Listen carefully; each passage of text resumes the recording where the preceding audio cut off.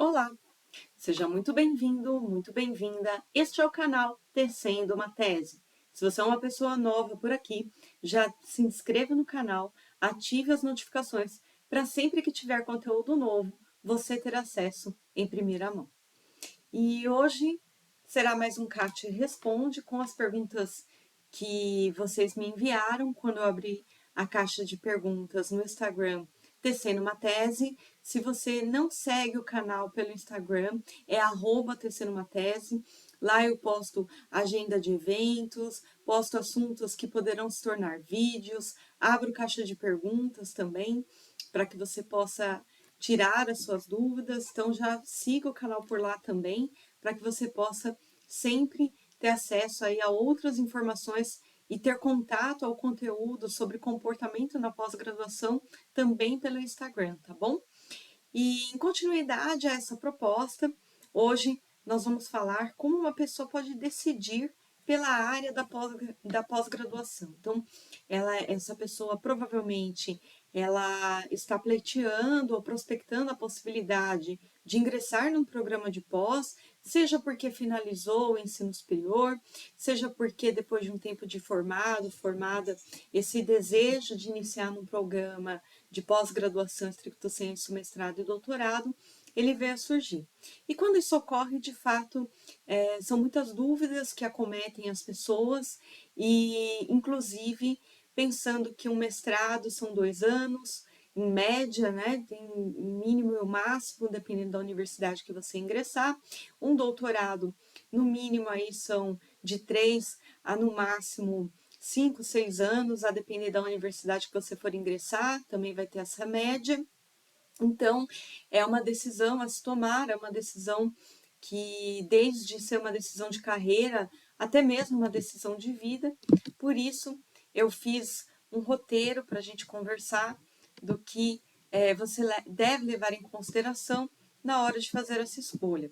Já pega a pipoca, porque o vídeo vai ser longo, ou então já aproveita, vai organizar alguma coisa, porque são várias recomendações que eu vou passar nesse vídeo na ânsia aí de ajudar pessoas que estão pensando em ingressar no programa de pós-graduação, tá bom? Então, primeiro ponto que você vai pensar, que você vai levar em consideração, eu penso que hoje nossas escolhas acadêmicas, escolhas profissionais, elas estão muito atreladas também à ideia de um projeto de vida. Porque com o aceleramento, a aceleração do tempo, com todos esses paradigmas que a gente tem vivido, da modernidade para a transição da pós-modernidade, você escolher uma carreira demanda certas capacidades de habilidades pessoais que te permitam, numa situação limite, você poder fazer, inclusive, uma transição. A gente sabe que, atualmente, isso eu falo com conhecimento na minha área como psicóloga escolar, as pessoas vão transicionar de carreira, no mínimo, 3 vezes na sua jornada profissional. Então, hoje a gente não fala só de uma escolha de um programa de mestrado, a gente fala de uma escolha que possa promover uma autorrealização naquela jornada que você vai decidir trilhar. Então, é por isso que o primeiro item dessa lista que eu vou trazer para vocês sobre como fazer essa escolha de um programa de pós vai ser o item da autoavaliação. Então, o que eu recomendo para vocês? Reflitam sobre os interesses, sobre o que você já tem de conhecimento prévio em relação àquele tema, daquele programa de pós. Perguntem para vocês o que vocês têm de conhecimento nos tópicos acadêmicos, naquela área de estudo, por que isso desperta seu interesse, né? Então, considere também as suas potencialidades para essa escolha daquele programa. Também considere algumas arestas que provavelmente você irá precisar aparar para ingressar nesse programa. Corra atrás dessas arestas, né? Então, faça uma autoavaliação do que te ocorre de interesse, o que você está mais inclinado aí a fazer de escolha como programa de pós. E ao fazer essa autoavaliação, busque entender quais são os elos na sua história de vida que se relacionam com essa escolha, porque aí você vai ficar muito mais alusivo, né, de se entender por que você tem tanto interesse naquela área. Um segundo ponto é você fazer um trabalho de pesquisa. Então, eu vou dar um exemplo, né? Vou dar um exemplo da minha área. Você quer ingressar num programa de psicologia escolar. Então, nós temos vários programas que vão abordar essa intersecção entre a psicologia e a educação. Nem todos vão se chamar apenas psicologia escolar, podem ter nomes variados, mas que seja possível lidar com essa intersecção entre a psicologia e a educação. Então, entre nos documentos da CAPES, veja quantos programas tem. Eu estou disposto a me mudar para fazer um mestrado? Né? É outra decisão que você vai precisar tomar nessa pesquisa. Quais programas tem e o que eles abordam? Quais são as linhas de pesquisa desses programas que oferecem mestrado e doutorado? Depois de você olhar as linhas de pesquisa, quem são os professores que poderiam orientar?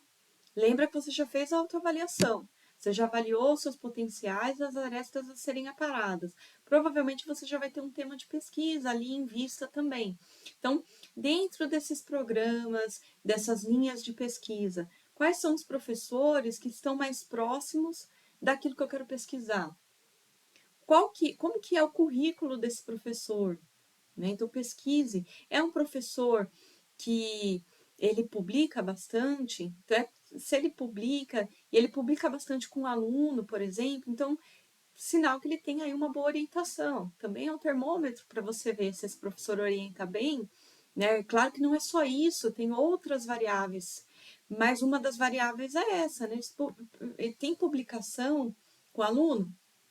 Então, é sinal que relacionalmente ali algo se mantém de alguma maneira, essa orientação ela tem uma certa qualidade para chegar no nível, que é o último nível talvez de uma orientação, que é uma publicação científica. Dentro dessas publicações, o último crivo que eu utilizaria, qual que são os construtos teóricos que esse professor, que eu potencialmente estou interessada, utiliza. Porque principalmente se a gente estiver falando de um mestrado, você não vai ter tanta autonomia igual um doutorando ou um pós-doutorando. Então, será que o construto teórico que esse profissional, que esse professor utiliza, eu estou disposto a utilizar? Né? Então, é outra questão que você precisa levar em consideração. Então, posto esse trabalho de pesquisa por essas camadas que eu adicionei, eu iria para um terceiro ponto. Bom, eu já olhei os programas de pós-graduação na área de interesse, eu já olhei as linhas de pesquisa que esses programas têm, eu já olhei também os professores desses programas e os professores potenciais que eu teria interesse em obter uma orientação, já olhei o currículo, olhei algumas publicações, agora eu vou partir para um terceiro ponto, que é a conversa com esses professores e, se possível, até mesmo com pessoas que já passaram por esse programa de pós-graduação. Eu vou entender a cultura desse programa, eu vou entender a dinâmica desse programa para saber se eu vou me adaptar a esse programa. Né? Porque a gente sabe que hoje não é só eu escolher aquele programa por conta daquela área, mas eu preciso entender como que é a cultura desse programa. Não basta eu entender só a nota do programa, porque nada vai ser no mínimo 2 anos, no máximo 6 anos num programa de pós-graduação, entre mestrado e doutorado. Então, isso tudo precisa ser pesado e levado em consideração, em termos de processo decisório. Então, você vai enviar um e-mail para aquele professor que você cogitou prospectar de ser seu orientador, né? Você vai conversar com ele, vai ver, né, se ele tem interesse naquela pesquisa. Se possível, vai agendar uma conversa, nem sempre é possível, depende muito da agenda e da disponibilidade daquele professor. Essa conversa vai ser muito oportuna se ela acontecer, porque esse professor ele vai poder fornecer alguns insights, te dizer, né, se vai ter vaga aquele semestre para que ele oriente, porque muitas vezes o programa ele oferece 20 vagas, mas aquele professor não tem vaga aberta naquele ano para orientação. Então aí você já não perde seu tempo escrevendo um projeto para aquele professor, mas de repente ele pode te indicar um outro professor da mesma linha de pesquisa. Converse com pessoas que passaram por aquele programa também. As pessoas vão poder te dar uma previsão da atmosfera do programa, tanto da atmosfera acadêmica, intelectual, quanto relacional. Essas pessoas também poderão desenhar as oportunidades que você poderá ter ao ingressar naquele programa. Então, ali você já está construindo as suas relações, percebe? Você não vai entrar tão cru assim num programa de mestrado do ponto de vista intelectual e relacional. Né? Tem coisas que eu falo hoje nesse vídeo que eu faria se eu pudesse voltar no tempo. Algumas coisas eu fiz, outras eu faria. 4, né? Qual que seria o quarto passo, né? Objetivo de vida, objetivo de carreira acadêmica. Então, eu sugeriria que vocês considerassem, né, dentro desse campo da área do estudo, do campo do saber, como que essa área do estudo ela se alinha com os seus objetivos de carreira docente, carreira acadêmica. Né? De que maneira você quer se projetar no futuro a partir da escolha desse programa? Então, se faça essa pergunta: como essa escolha por esse programa de pós-graduação vai te preparar para as oportunidades que você deseja ter na sua vida acadêmica? E de que maneira essas oportunidades irão te preparar? Então, é outro questionamento pertinente, porque a gente lidar, é aquilo que eu falo, hoje as escolhas profissionais, as escolhas na vida acadêmica, elas não são simplesmente, eu não vejo como uma mera escolha, porque aquilo está sentado numa parte do nosso eu, está sentado no nosso projeto e perspectiva de vida. Então, por isso que essas perguntas, ao meu ver, elas são plausíveis.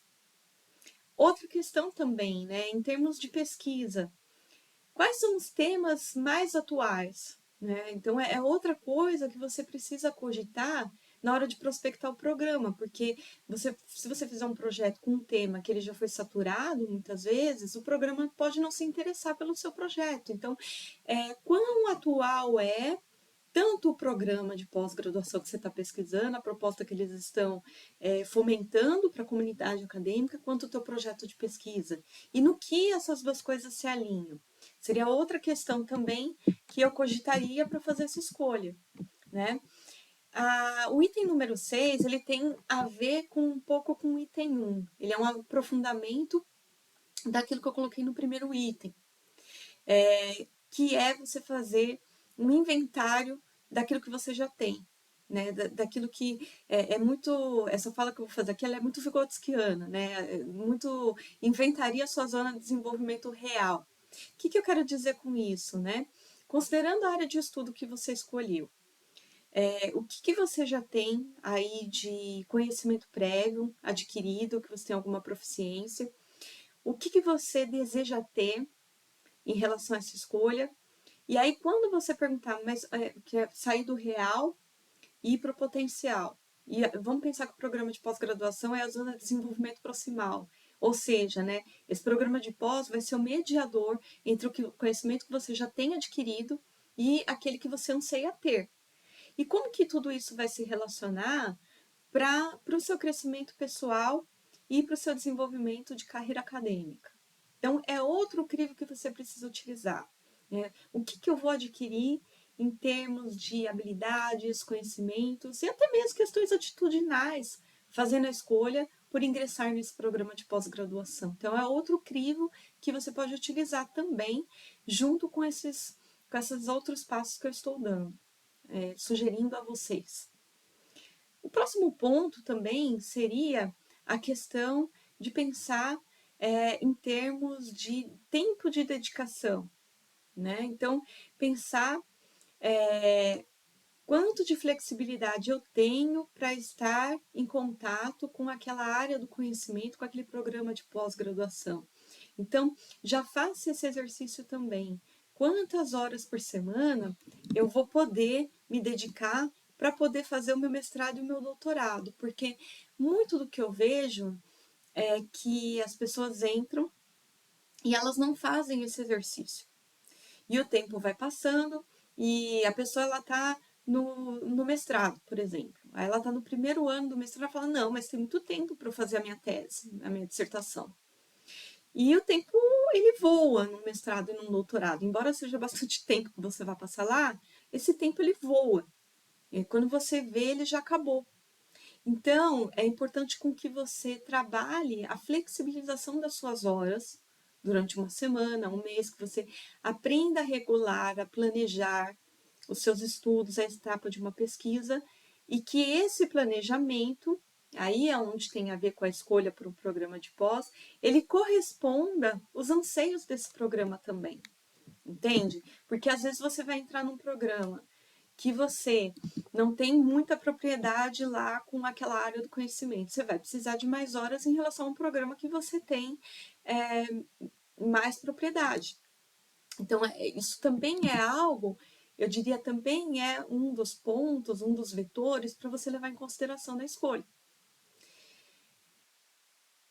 O oitavo passo, digamos assim, não sei se eu me perdi nos números aqui, eu consideraria também, né, uma questão de localização. Então, qual que é a sua disponibilidade para fazer essa escolha de deslocamento? E você percebe que não tem uma resposta certa nessa minha pergunta, porque assim, tem pessoas que vão responder essa pergunta para mim dizendo: Kati, eu consigo prestar todos os editais para mestrado e doutorado no Brasil inteiro, em programas que abordem a relação entre a psicologia e a sociedade, a psicologia social, por exemplo. Então, essa pessoa ela já tem essa disponibilidade por conta da realidade que ela vive, da condição de vida que ela tem. Outras pessoas me diriam: Kati, eu só consigo ingressar num programa se for no estado onde eu moro. E tem pessoas que vão me dizer: eu só consigo ingressar num programa na cidade onde eu moro. Então, é importante que você cogite isso para fazer essa escolha, para que você possa fazer uma pesquisa mais acertada, inclusive. Então, por isso que eu trouxe essa dica, né? Porque essa escolha de localização parece que não, mas ela pesa muito. Digamos que você não reflita sobre isso. Aí você escolhe um programa que só de deslocamento para você cumprir as disciplinas, os créditos, você vai levar 3 horas para chegar e 3 horas para chegar na tua casa de volta quando você sair das disciplinas. Tudo bem para você, né? Se dedicar, além do que você vai se dedicar a essas horas de tudo, né? Se dedicar também a esse tempo de deslocamento, tudo bem para você precisar mudar de cidade para fazer uma pós-graduação? Vai ter gente que vai falar que está tudo bem, vai ter gente que vai falar que não. Então, mas é algo que você precisa pôr nessa equação, né? Porque depois as pessoas elas não colocam, aí tem a questão do deslocamento, e o deslocamento muitas vezes pode interferir no seu nível de engajamento em relação aos conteúdos que você vai lidar com mestrado e doutorado. Então, por isso que é importante a gente pensar nisso nesse primeiro momento em que você irá tomar a decisão de ingressar num programa. O nono item é sobre a questão financeira, né? A gente sabe que hoje nem sempre todos os programas vão ter bolsas de estudo para todas as pessoas, né? Tem programa a depender da nota do programa, por isso que eu falei, pesquise o programa, pesquise a nota do programa, porque isso também vai interferir na questão financeira, que é o que eu vou trazer nesse item, tá bom? Nem todo programa vai ter bolsa de estudos para todo mundo, e alguns sequer vão ter bolsas de estudos, dependendo da nota do programa, dependendo de como os recursos são disponibilizados, né? Embora tenham as políticas das bolsas pelas agências de fomento, as bolsas internas do programa, muitas vezes com a dependência da nota do programa. E às vezes também tem a bolsa, mas aí o critério para que você obtenha essa bolsa de estudos, ele é variado, vai depender de programa para programa. Tem programa que o critério é meritocrático, então a melhor nota, a melhor pontuação do projeto, automaticamente, caso haja interesse do pós-graduando, da pós-graduanda, ele recebe bolsa. Tem programa que vai utilizar cota social. Então, a pessoa que tiver dentro de um estudo socioeconômico, precisando mais de bolsa, vai ser contemplada com a bolsa. E tem programas que vai criar um barema mesclando essas duas questões, né? O quão bom é o projeto, o quão virtuoso é aquele projeto, quanto de qualidade aquele projeto tem, versus as condições econômicas da pessoa. Então, avalie a política de bolsas do programa, né? Isso tudo está no site dos programas. Se não tiver, gente, eu penso assim, você está tomando uma decisão e não há nada de errado você pegar, passar a mão no computador, olhar o e-mail da Secretaria da Pós-Graduação e mandar um e-mail para aquelas pessoas perguntando, né? Você tem aí o último edital da política de bolsas do programa. Quais são os critérios para pleitear uma bolsa? E não é errado você pleitear uma bolsa se você precisa também, né? Muita gente me fala que sente que parece que está se humilhando, tudo. Não, você está prestando serviço para a sociedade por meio do progresso científico e tecnológico, que é a pesquisa científica.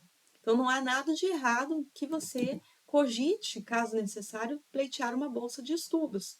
Tá bom, gente? Isso é uma coisa que precisa ser desmistificado, porque ainda tem pessoas que acham, né, que é se humilhar pedir bolsa de estudo. E não é, porque você está prestando um serviço para a sociedade com a sua pesquisa. Pense que você está propondo um desenvolvimento técnico e científico com a pesquisa que você irá fazer. Então, por isso, o mínimo que a gente pode exigir num caso desse é reciprocidade, né? Para quem ainda pensa assim, eu sei que não são todos que assinam esse canal que pensam dessa maneira, mas ainda assim hoje, e com muito, eu falo isso muito sensibilizado, inclusive por essas pessoas que pensam assim, porque elas entendem que é como se a força de trabalho delas não tivesse valor. E tem muito valor, né?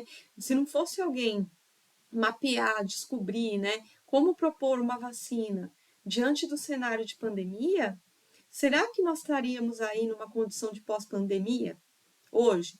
Então, a ciência ela tem muito a propor para o desenvolvimento da sociedade, né? Para que a gente possa superar algumas questões socialmente falando. Mesmo uma sociedade que carrega os imperativos mercadológicos, da acumulação de poder, mesmo essa sociedade, né, que a gente tem uma série de crítica a ela dentro da minha área do conhecimento e formação, a ciência ela só não está pior porque a ciência faz coisas para que algumas vidas, ou as suas vidas em grande maioria, sejam preservadas. Então não há mal nenhum, considerando esse entorno, esse contexto, né, você ir lá e pleitear uma bolsa de estudos, tá bom? E, em último lugar, né, você olhar para a instituição, uma pergunta que eu sugeriria você fazer depois de todo esse processo de pesquisa, utilizando esses vetores de decisão que eu estou recomendando aí a você, né? É você pensar, tá bom, eu vi a nota do programa, eu vi a política do programa, o projeto político-pedagógico do programa, eu vi as linhas de pesquisa do programa, o currículo de uma potencial orientador, orientadora. Eu confio nessa instituição, né? Eu consigo desenvolver uma conexão com essa área específica, uma conexão do conhecimento, um desejo por ocupar aquele espaço, aquela cadeira amanhã depois, né? Daquela área do conhecimento. Eu consigo desenvolver esse laço com essa área, com este programa? Se a resposta for sim, você já sabe a decisão que você pode tomar. E se a resposta for não, volte algumas casas nessas indicações que eu te dei, que provavelmente talvez você esteja aí mais inclinado ou inclinada a se debruçar para outra área de conhecimento, tá bom? O mestrado, a escolha por ingressar num programa de pós-graduação para fazer um mestrado, um doutorado, é uma escolha única, é uma escolha pessoal, que vai levar tempo de dedicação. Quando uma pessoa ela ingressa num programa de pós-graduação, ela passa por algumas privações para poder dar conta daquele conteúdo. Ainda mais se você é uma pessoa que vem das classes populares, muitas vezes você precisa se dividir entre fazer pós-graduação e se ocupar com outras tarefas. Por isso que é importante você refletir bastante, conversar com outras pessoas, fazer pesquisas, para que você tome uma decisão o mais acertada possível, né? Eu falo que tomar decisões na nossa vida nem sempre vai ser uma ciência exata, mas o que a gente fazer para maximizar a possibilidade de se tomar uma decisão, tendo segurança da decisão tomada, para que daí você possa assumir uma responsabilidade pela decisão tomada, é melhor ainda, não é mesmo? Espero ter ajudado com esse CAT Responde. Se você se identificou com esse vídeo, deixe seu feedback aí embaixo. Sejam pessoas gentis nos comentários, tá bom? Este canal, ele não trabalha com a cultura do ódio, nós trabalhamos apenas com a cultura do autoconhecimento, do desenvolvimento acadêmico, né? Trabalhamos com a cultura da promoção de saúde na academia, com o espaço de solidariedade na pós-graduação. Então, comentários desagradáveis que representem discurso de ódio, tanto a mim, que sou a idealizadora desse canal, quanto aos meus assinantes, serão excluídos, vetados e, em situações limites, serão judicializados, tá bom? Então, seja gentil nos comentários, acho que tudo pode ser dito com uma colher de mel na boca, não é mesmo? E se você também tiver utilizado outra estratégia para tomar essa decisão de ingressar no programa de pós que eu não tenha mencionado nesse vídeo, deixe nos comentários. Possivelmente você estará ajudando um futuro par seu ou um colega seu na pós-graduação, tá bom? Deixe seu like neste vídeo também para que possa ter engajamento e mais pessoas que estão precisando ouvir esse assunto, que estão nesse momento de indecisão, possam ter acesso a esse vídeo, tá bom, pessoal? Um forte abraço a vocês e até o nosso próximo encontro.